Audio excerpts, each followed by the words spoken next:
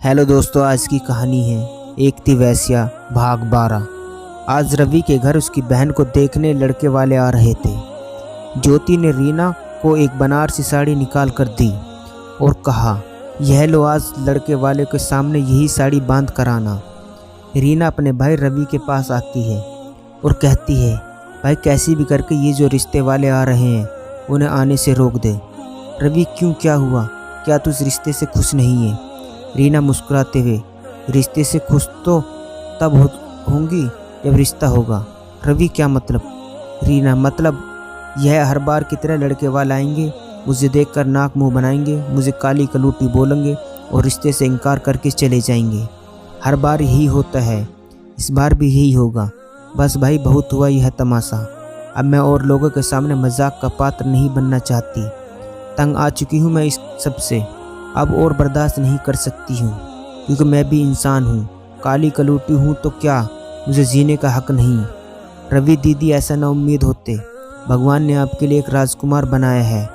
आज तक जितने लड़कों ने भी आपको टुकराया है, सच तो यह है कि वो सब आपके लायक ही नहीं थे। भगवान पर भरोसा रखो, यह ज़रूरी नहीं है जो हर बार होता है वो इस बार भी हो। चलो जल्दी से तैयार हो जाओ, वह लोग आते ही होंगे। कुसुम अपने खेत में गेहूं काटने के लिए जाती है तो वहां जाकर देखती है सुमित पहले से ही खेत में मौजूद था और गेहूं काट रहा था। सुमित कुसुम को देखकर कहता है, आ गई तुम? पता है मैं कब से तुम्हारा इंतज़ार कर रहा हूँ। कुसुम, क्यों इंतज़ार कर रहे थे मेरा? कोई ख़ास वजह? सुमित, अकेले गेहूँ काटते हुए मेरा दिल नहीं लग रहा था। तुम गेहूँ काट ही क्यों रहे हो? देखो सुमित, ये मेरा काम है, मैं खुद कर लूँगी। कल तुम जिद कर रहे थे इसलिए मैंने तुम्हें गेहूं काटने दिया, लेकिन रोज़ रोज़ ऐसा नहीं हो सकता। समझने की कोशिश करो, मैं एक लड़की हूँ। लोग देखेंगे तो तरह तरह की बातें बनाएंगे। सुमित, मुझे लोगों की बात से फ़र्क नहीं पड़ता। मैं सारी दुनिया के सामने चीख कर कह सकता हूँ कि मैं तुमसे प्यार करता हूँ और तुम्हें अपना बनाना चाहता हूँ। कुसुम, सुमित, मैं अपनी माँ की मर्जी के खिलाफ एक कदम भी नहीं रखना चाहती। फिर शादी तो बहुत दूर की बात है। मुझे माफ़ कर दो, यह मुझसे नहीं होगा। सुमित, ठीक है, चला जाता हूँ मैं यहाँ से, लेकिन या तो तुम्हें मेरा प्यार स्वीकार करना होगा या फिर मैं आत्महत्या कर लूँगा। तुम्हें जब ही मेरे प्यार की कदर होगी, जब मर जाऊँगा मैं। कुसुम, यह तुम क्या कह रहे हो? भगवान न करे तुम्हें कुछ हो। सुमित, तुम्हें क्या फ़र्क पड़ता है मैं जीऊँ या मरूँ? कुसुम, फ़र्क पड़ता है सुमित। सुमित, तो मान जाओ ना, मेरे पे यकीन मानो, मैं तुम्हें बहुत खुश रखूँगा। कभी तुम्हारी आंखों में आंसू नहीं आने दूँगा।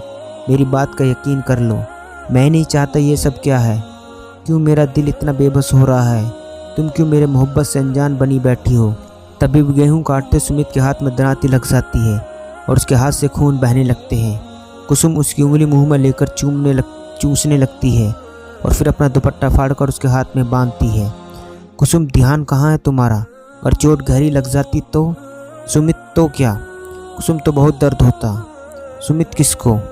आपको भी और हमें भी, कुसुम ने नज़र झुकाते हुए कहा। सुमित, हमारी चोट लगने से आपको दर्द होगा? आखिर हम आपके हैं कौन? कुसुम, सब कुछ। सुमित खुशी से उछल पड़ा। सच्ची?